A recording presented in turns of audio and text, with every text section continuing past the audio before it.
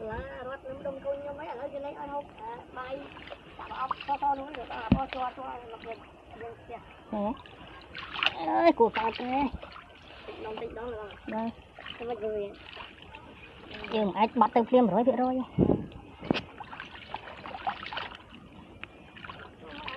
số cái gì quá này nó rạp lấy rạp thọt cái tật liêng này ngay bông